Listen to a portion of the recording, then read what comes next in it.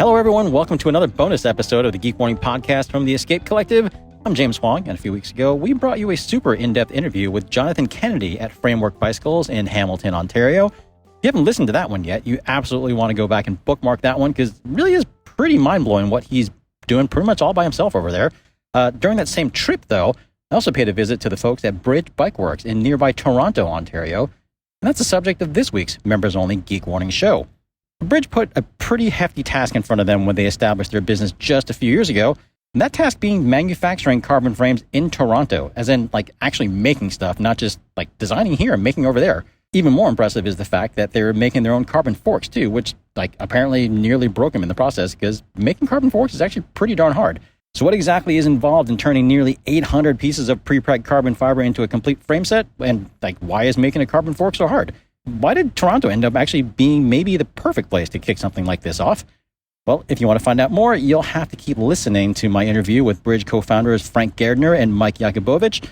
Keep in mind, though, that this is a members-only episode, and it's only going to be available in full to Escape Collective members. It's a big show, too. It's about 100 minutes, so lots of information here. The rest of you, unfortunately, are going to get cut off somewhere in the middle and probably just when it starts to get good. So if you're already a member, thanks for being part of the Escape Collective. And if not, head over to escapecollective.com/join before you get too sucked in. Don't say I didn't warn you. All right, on with the show.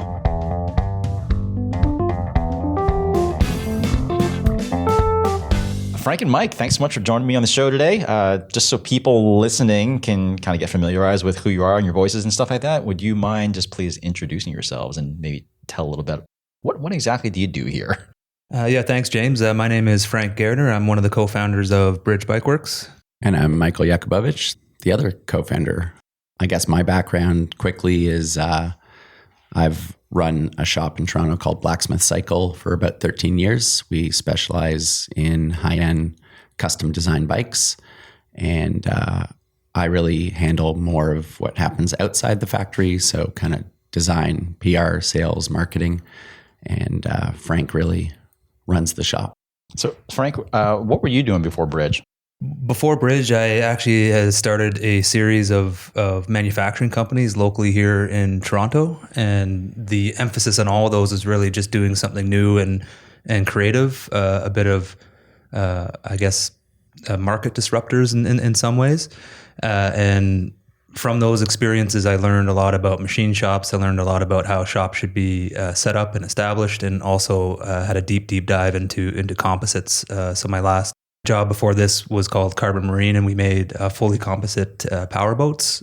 And so I had a really deep dive into the world of composites with that in the marine space. And then after that, I really just wanted to make something that I could buy. For one, the boats were pretty spendy, and so wanted to make something that I could use myself as an avid cyclist, and also it was just kind of a challenge once I started looking around in the Canadian manufacturing space for carbon bikes. There was pretty much none to speak of, other than We Are One out west, which is a fantastic company, and so it was really just that impetus of learning a lot about how to manufacture things, learning a lot about composites production, and also just being a passionate cyclist, and then the industry landscape, which was pretty barren, was kind of enough for me to just get really interested in the possibilities of starting a frame production company.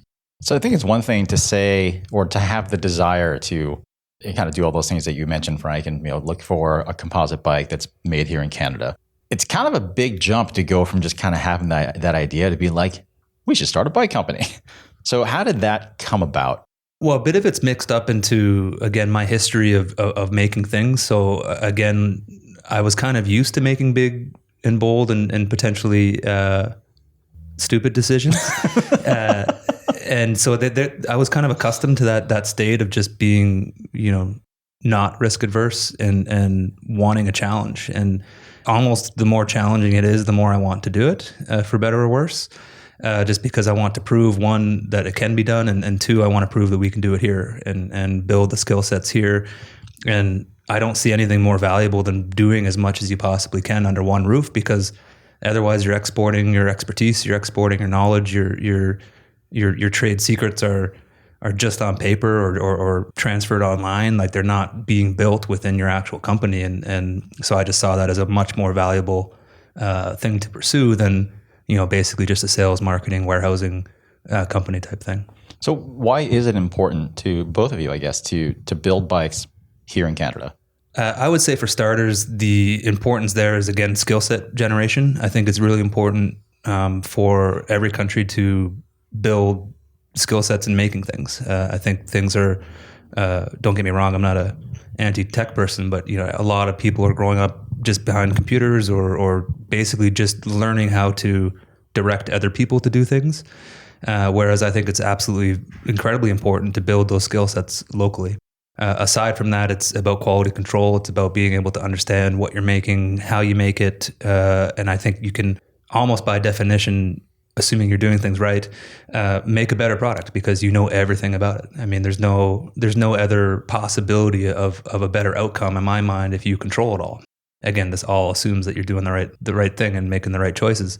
But if you have a team and you have leadership that's dedicated towards making the best thing possible and obsessed with it, the outcome is going to be a better product. And I think the industry deserves that, and I think people want it. Yeah, it's interesting. I think anytime I've kind of broached this subject with other people, I think the public perception for a lot of stuff like this, it's often like a national pride sort of thing, or certainly like a secrecy, trade secret sort of thing, intellectual property, that sort of thing. But when I talk to the companies that are actually doing it, they almost without fail, they all bring up the stuff that you were just talking about with kind of just having more control over your whole process. So in that sense, you both are here in Toronto. So I think you're both personally vested in having it here, but would those same things apply wherever you happen to be, you think? I think it does in general, and everything really depends on the team surrounding it and kind of the ethos of the company doing it. I think a lot of things have to match up for the local play to be impactful.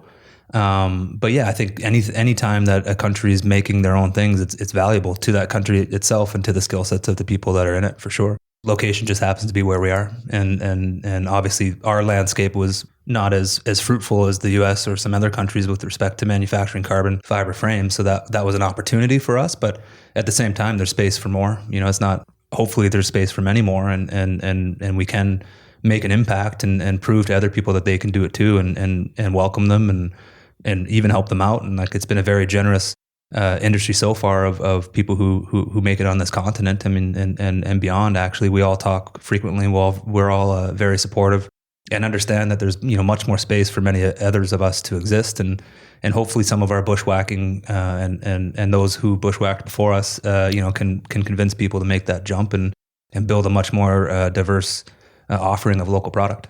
The one thing I'll say about being based in Toronto is we, in the end, I don't think we realized this at the outset, but had a really deep pool of talented individuals located close to us. With applicable talent, no less. Definitely. And that's, very niche talent at that. So, Cervelo was originally based in Toronto. So there was a pretty amazing collection of talent of people who'd worked in the kind of design and engineering side. And we've got some of those in-house already. And then on top of that, I would say composite production, that Ontario's actually got a pretty big industrial sector, especially related to automotive. So, having people who are super skilled in terms of composite production, whether they've worked in aerospace or the automotive industry, really allowed us to hire an amazing team locally. We didn't have to import our talent from across North America, but we had really incredible opportunities to bring people in early on. And it seems like there's a super deep pool of talent locally that we've been able to add to the team as we've grown. I'd say one of the other big steps that Mike and I went through too was the whole question of would another bike in the industry just add to the noise? There's a lot of offerings out there. Of course, anybody that just searches carbon bike, they're going to see how many options there are. But our answer was, well, if you take away all of the bikes that are made overseas, is it still adding noise? And our answer to that was no, it's not. I mean, there's let's call it 5 to 6 companies in North America that are doing relatively what we're doing, which is not a lot of options. And if you're a purchaser, it's not going to take you very long to search through those options and figure out which brand aligns with you the best, which product aligns with you the best. And so our answer to that was it wasn't adding that noise. It was in a very particular market segment, perhaps niche-y, but one that we were passionate to grow. And also we're okay with niche. Like we're not trying to sell 30,000 of these a year. So niche is totally fine for us. So our answer to that was no, it's not adding noise. And on top of that, basically made the assumption that there is a gap from consumer to, let's say, producer or manufacturer or seller of the causal chain of how their thing was made. You know, in our impression, a lot of people are kind of riding their bikes with this veil of marketing, maybe I could say, of they think that company actually made it. And even if they don't actually think that, when you talk to them, it's almost like this veil of this is an awesome piece of manufacturing from this company in North America, when it's really not. And you know, the vast majority of them aren't. And everything else around us, for people, especially in our industry, they're much more focused on local food production, local clothing production, environmental awareness, all of this stuff that's rising, but yet they're riding something that doesn't represent any of that. And so we thought that even though that's hard to market and it's hard to, you know, we don't want to poo-poo on anyone else. They're doing great stuff, and obviously everything has its place and consumers have their choice. But in our minds, there's definitely a segment of people who deeply appreciate that causal connection, the chain of custody, let's say, of how something was made and what they're sitting on. I think it's very safe to say that, for sure, there are a lot of bike companies out there, certainly a lot of carbon bike companies out there. I mean, I'm obviously coming at this from the outside, but looking at it from that perspective, if you had two people whose primary motivation was to kind of just start up a new bike brand, get that whole thing off the ground, it certainly seems like it would have been a lot easier to just kind of go the conventional route and like come up with a design and find a contract manufacturer overseas somewhere and be like, you know, hand it over and be like, hey, build this. Yeah, I mean, honestly, there's a plus and a minus to everything. And there's definitely days or weeks or months where I'm like, man, this would have been so much easier if someone else was making this. There's no doubt. But then again, at the end of the day, that's one, not what we wanted, and just wouldn't have been what we started. The number one reason why we did this, because we wanted it this way. So that was kind of just clear from the beginning. It was never an option for us to offshore. And I have had experience with offshoring some products before for local assembly. It comes with its own headaches, like massive amounts of headaches of quality control, lead times. As we saw through COVID, obviously that was a major reminder of controlling your own supply chain and or just making your own stuff, is how important that is to have that control. Again, it goes back to control, yes, on product, but also on everything that you're doing. I mean, if you're just a business that's reliant purely on something that's coming across sea, that's a pretty big risk element in my mind. And yeah, it obviously, when it's going well and going smooth, I mean, it seems like the most obvious thing to do. Sometimes it doesn't run that way, and it goes in the opposite direction, where you have to send your engineers overseas, and you have, in my mind, a dislocation of the fundamentals of the company, where people are traveling all over just to get one thing made. And then you're getting boxes of your product that somebody else made that, you know, you got to put together and ship. And again, that wasn't really what Mike and I had in mind of what would give us pride in what we were doing. I think from my perspective, also, you know, I through my shop, I do sell a lot of bikes that are made domestically, but they tend to mostly be steel and titanium bikes. You know, there's a lot of amazing builders, from Mosaic and on the Thai side, number 22, to Stinner, and you know, you could go on and on about great bikes that are made in North America, but not a lot of good carbon bikes made in North America. And as Frank said, you know, most of the big companies have really become more design and marketing firms, and then everything is basically produced by the same handful of factories overseas. And obviously there's, you know, a decades long history there, and there's a template and they do it well. But I think for us, we kind of looked at the landscape and said, you know, that we thought there was a gap in terms of companies that are really still trying to design and engineer at a really high level and aim for building a performance bike and not just an art piece, but then produce it in-house with a really high level of attention to detail and care and technology.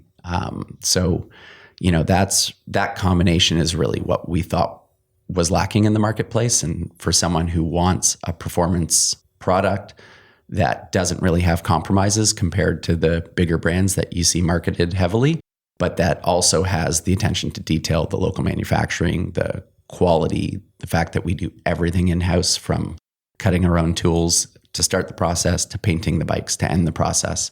That combination of attributes we thought you don't see in a lot of other manufacturing facilities in North America. and certainly not in the bigger companies who aren't building here at all. Well, that actually kind of feeds in perfectly to what I wanted to talk to you about next here, because I mean, part of the story here for sure is just the fact that you're making bikes in Toronto. I mean, it seems like that in and of itself clearly is pretty unusual. But aside from geography, what is it you would say sets Bridge apart? Like, what were your goals in that sense as far as what you wanted this thing to be? Well, I mean, maybe we each have our different angle. Frank probably more on the manufacturing side, and me maybe a little more on the design and performance side. But I would say for me at the outset, I think most brands are marketing their products pointing to how pro racers are riding them. We've got a world tour team, or we're sponsoring this gravel pro, and so you should ride our bike. And for me, the longer I've been in the industry, the more I've kind of felt that's disingenuous for most consumers. If you look at what cars we buy, very few of us are going out and buying a Mercedes because Lewis Hamilton races a Formula One car. Certainly not a Ferrari. That comes next year. Yeah. But, for us at the outset, really, I think we're trying to build a phenomenal bike for high-end consumers. And that doesn't mean performance takes a back seat. Most of us who ride hard and want to go fast and want to have fun and have something that's reactive and playful and an amazing experience on the road. But it also allows us to be really authentic about the kind of bike we're trying to build and the attributes of, characteristics that we really think impact the end result for a consumer, not trying to build something for a world tour team that we then tell people, well, you should ride this because Peter Sagan's riding it. So, that means we can really look at every attribute of the bike and sort of make an honest decision about whether we think it's merited or not. So if I took two kind of examples on different ends of the spectrum, we do have a fully internal cable routing system. So you can run totally clean cables. I think most consumers really like that look. There's a little bit of a performance attribute in terms of aerodynamics, but a lot of it is aesthetic and just having a super clean bike. That being said, we built it in a non-proprietary way where you can still run a semi-external system, which is a little easier for travel and working on your own bike. But at the other end of the spectrum, we have a round 27.2 seat post with an external seat collar. And that was a decision kind of looking at, other bikes in the market, and most big brands are using some sort of internal wedge type system for the seat collar. And yes, it looks a little cleaner and maybe there's a half a watt of aerodynamic savings there. But for people who work on bikes, there's lots of problems with those systems. You have wedges that bind, you have wedges that don't hold the seat post right. I've seen plenty of frame sets that have had to get warrantied because people over torque the wedge and then crack the frame, and then basically your bike is garbage. So, we're really able to look kind of feature by feature on the bike and say, does this make sense for the consumer? And so for us, a round seat post, which is comfortable, manufacturable, will have very low warranty rates, which is light also. We don't have to chase every trend because, every other world tour team has drop seat stays, so we need drop seat stays too. We really can go through the list of attributes and make decisions that we think relate to the people who are actually riding the bikes and not just how we're going to market the bike. So really at the outset, I'd say what sets us apart in some ways is building a really high performance product, but that's aimed for the consumer and, not aimed at how we're going to market it. I mean, I'm definitely not going to disagree with any of what you said there, although I think for people who are pretty well aware of what other stuff is out there, it also seems like a lot of that could be said of other brands that have taken a more conventional route as far as where and how stuff is being made. Like when you were talking about that, one bike that popped in my head is like that Rita Esprit, for example. Like it had carbon bike made overseas, hidden routing up front, round seat post, threaded bottom bracket. It definitely a lot of elements of kind of consumer friendliness and maintenance practicality, stuff like that. But it's a very different bike. It's certainly a very different story. So it feels like there's another big piece of this because, again, from a technical aspect, there's sort of the feature thing. But what are you all doing about all the stuff that people can't see, like the stuff that's hidden under the paint? For sure. I mean, the ability to choose attributes is just a small part of how we design the bike. But I think the bigger part of our story is how we build the bike. Again, we thought there was a bit of a gulf between brands that are performance oriented, but also trying to produce at an ultra high level. For me, a brand like Parley, for example, they're one of the kind of North American carbon pioneers. Beautiful bikes, but have always been sort of on the very, call it conservative or old school side of the spectrum, like lugged carbon design, really nice ride quality, but not a lot of focus on aerodynamics, weight, stiffness, performance. So for us, trying to marry those two sides and say we want to design a performance bike like a big brand would, but then produce it at a much higher quality. And at the end of the day, if you're spending many thousands of dollars on a bike, there should be a quality that matches that price point. Being able to build it here and concentrate at a very high level on the build quality, on the technology, about how we build our parts, how we finish the bikes, we just think we can build a better bike here. You hear manufacturers talking about EPS foam as if that's a really high-end way to build a frame. The answer is it's really not. And, there's much better ways of getting compaction, latex bladders, silicone mandrels, 3D printed mandrels. And we use those things because we do it all in-house and we're not just handing it off to another manufacturer. Being able to build something for us, the A side or the outside of the bike is what everyone sees. And obviously the finish quality is really important for us. But the B side, the inside of the bike for us is equally important. And that starts with the quality of our tooling, the quality of how we get carbon compaction. So we think if you look on the inside of the bike, should be demonstrative of the quality of the bike. And we think that relates also on the performance side to weight, to ride quality.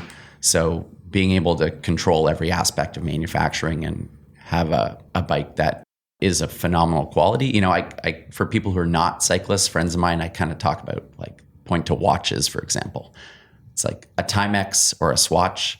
It works pretty darn well. If you just want to read time, that's great. But if you're going to spend a lot of money on a watch, and I'm actually not really a watch guy, I'm wearing an Apple Watch because I think it's functional. But if you're going to spend money on a watch, you expect that it's going to be manufactured to a much higher level than a Timex. And I think that's where the cycling industry has sort of gotten away with murder a little bit, where people will spend money on a high-end bike from a big brand and sometimes a lot of money for, let's say, a premium category that's a little lighter or a little stiffer, so they say, but it's made in the same facility as those cheaper bikes. And for us, that's, I think, a big differentiator. It's like we really think, hey, the answer is nobody really needs a $10,000 bike. We could all ride Shimano 105 mechanical and the stuff works great. But if you're in that category where you're going to spend money on a high-end product, we think it should be built like a high-end product.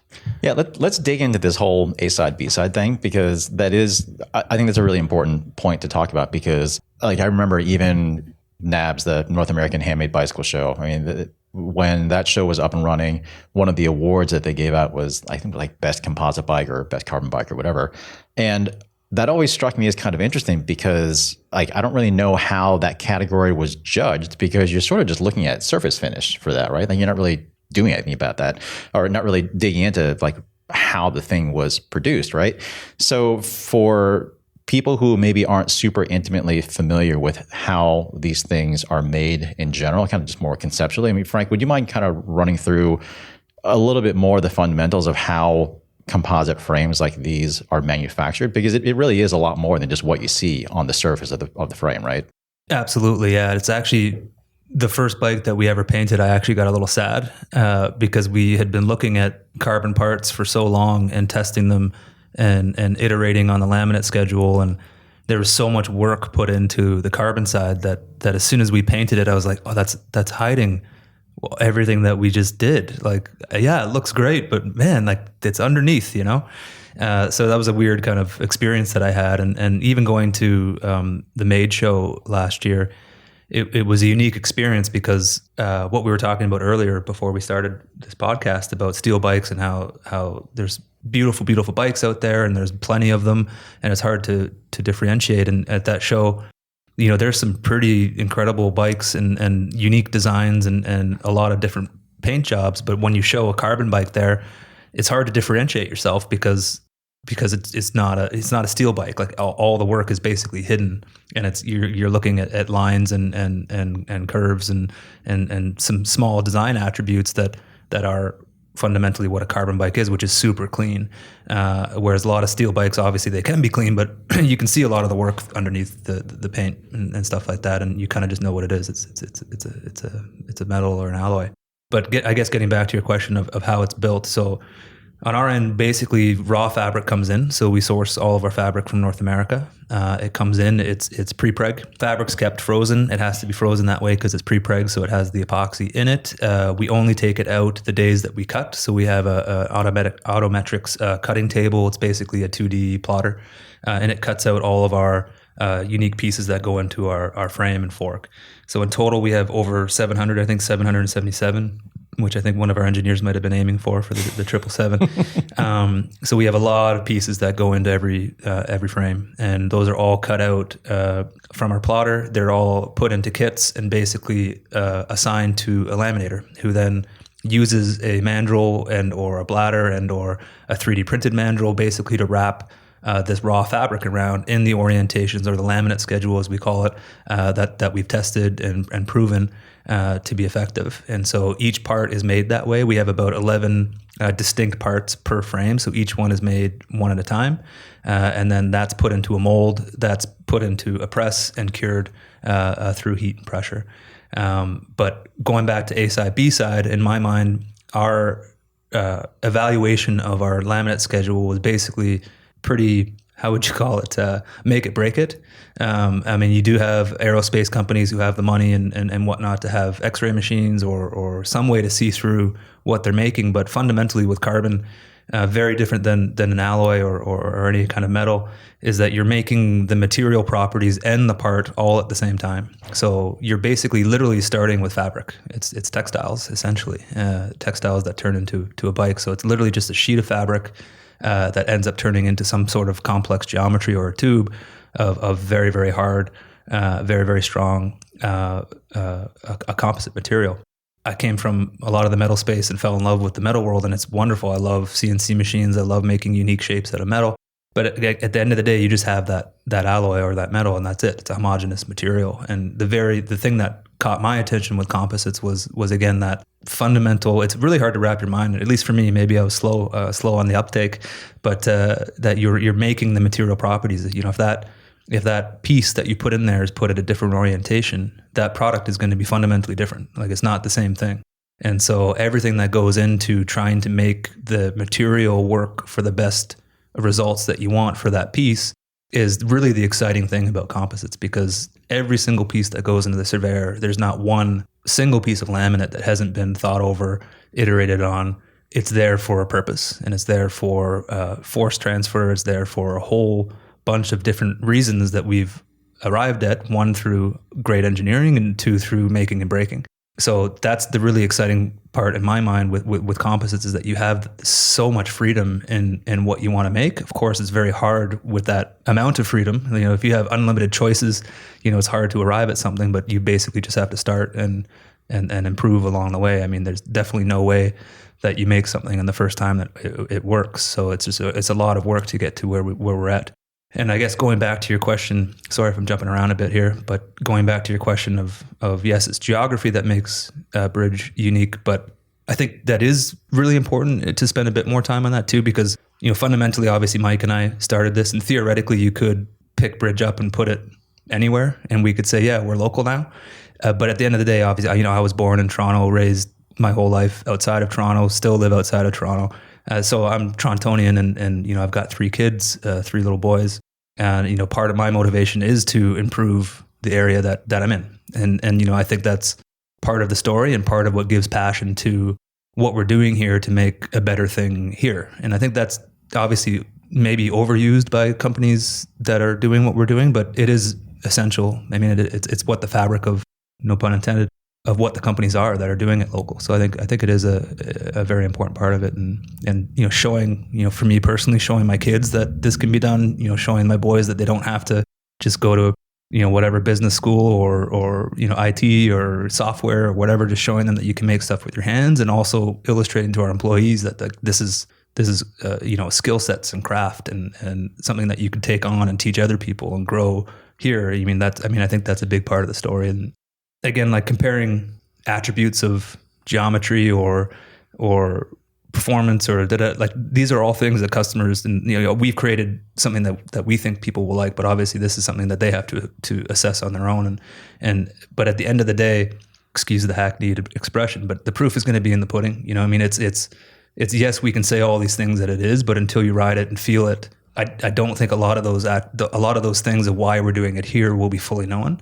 And clearly, we're working hard as hell to produce as quickly as we can without compromising any quality to get more people on the bikes, because that to us has been one of the more surprising things of how incredible the product is. And I could say that confidently without feeling like an arrogant prick because of the testimonials that we're getting and like the smiles on people's faces, and like it's almost completely redefining their experience of a bike frame. Like we had a testimonial the other day of like, I had no idea that a bike frame could be so like different and valuable, and this is someone who's been riding some pretty high-end bikes.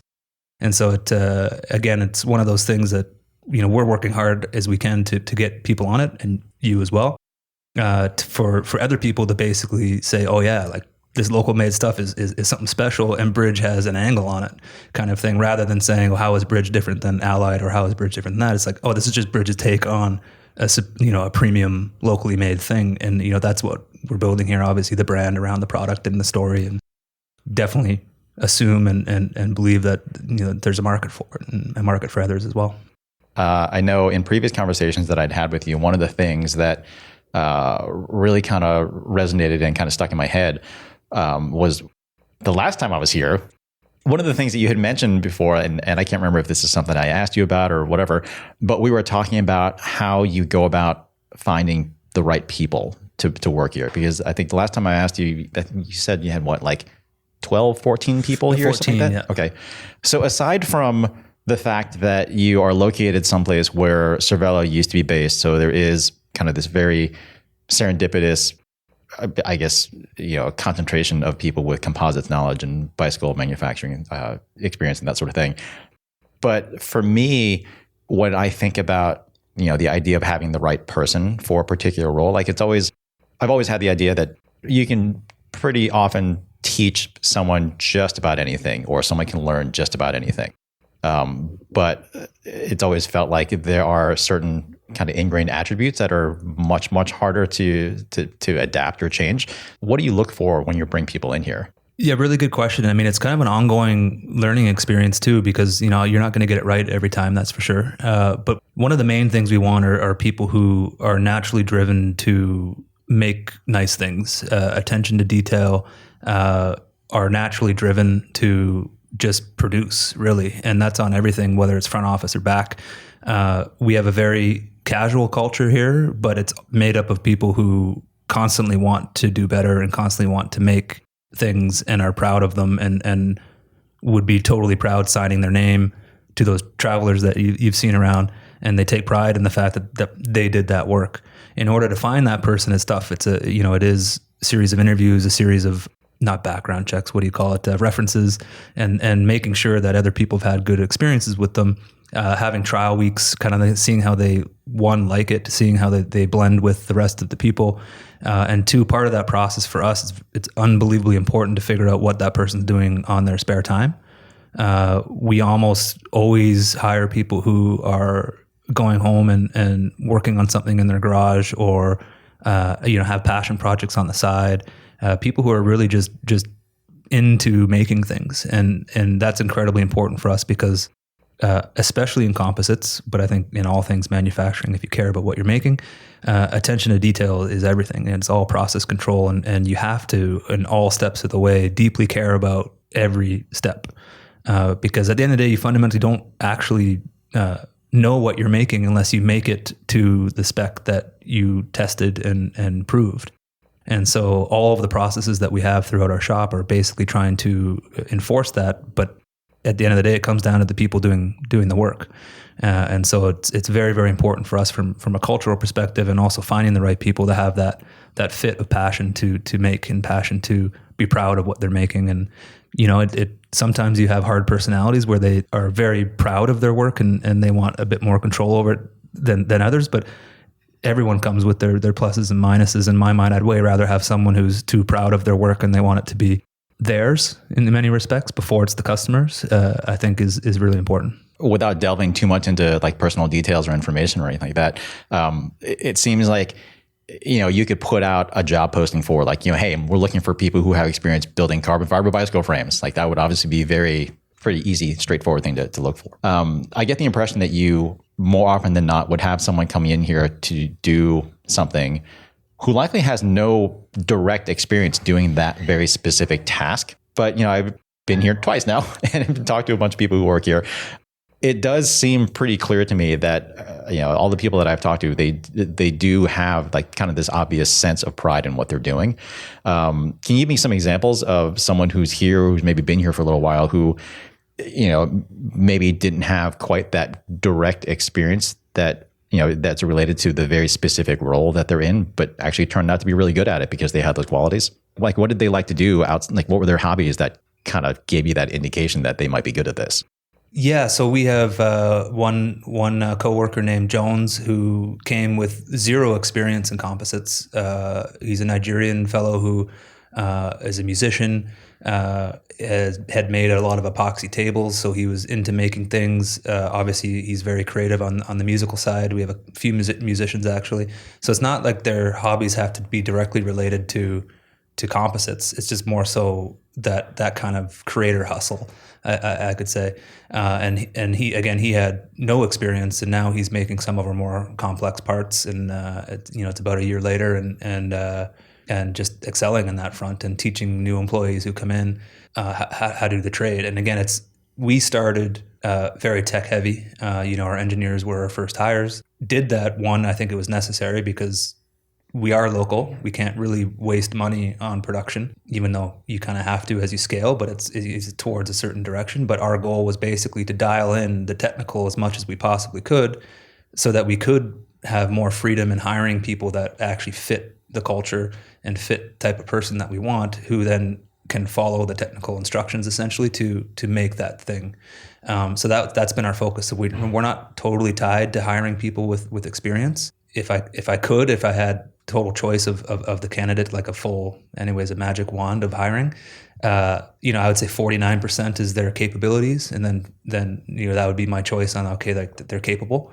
And then 51% would be, how do they fit in with what we want and their mentality towards learning and doing and knowing that you can make mistakes of integrity, but not mistakes of negligence, and that we expect that, and we expect that kind of growth, and we expect that kind of experimentation. And there's sometimes when our junior engineers will be like, "Oh, I've got an idea," and we'll talk about it, and we'll have a culture of like trying to help them, but at the same time, it's like, well, go prove it out, like go do it and see if it works, and then come back with the proper amount of data. And so, yes, there's that amount, that side of freedom and lateral movement. But at the same time, you're expected to know what you're doing and come back with an answer that doesn't just lead to more more questions or more like basically just the scientific approach, I guess. But I mean, it's that expectation is there. So yes, you have that freedom to do those things, but you're also expected to perform at a really, really high level. And in essence, like we've never actually had a job posting. Mostly hunted down the people that we're interested in, just on basically online resume searches, and just trying to find those qualities that we're looking for in their resumes that kind of pop out as something that's special for us. And again, a small amount of that is their actual experience, and a lot of it's in their skill sets and in their hobbies and how they emphasize certain things in their resume. And so we've kind of cold called most of the people. Interesting. Yeah. And then the other portion has been people recommending their friends. And so we've had again, people, as far as I know, hopefully no one's lying to me. They love working here. It is a really fantastic environment, and they've been able to bring in people from their old jobs or whatever it is to come and help. And so that's been a big help for us too. Yeah. So you forgot that you were going to get cut off, right? Well, sorry. I've always been a big believer in keeping promises, and that includes the one I made at the beginning of the show. So if you want to get the rest of this episode of Geek Warning and every other special episode of Geek Warning, along with everything else we produce here at Escape Collective, head over to escapecollective.com to sign up. It's super quick and easy, and you can be back here in less than 5 minutes. Just remember to choose Geek Warning when we ask you why you signed up. Doesn't really change anything on my end, but, well, it does kind of give the Geek Warning crew some bragging rights. So, all right, well, see you back here in a few.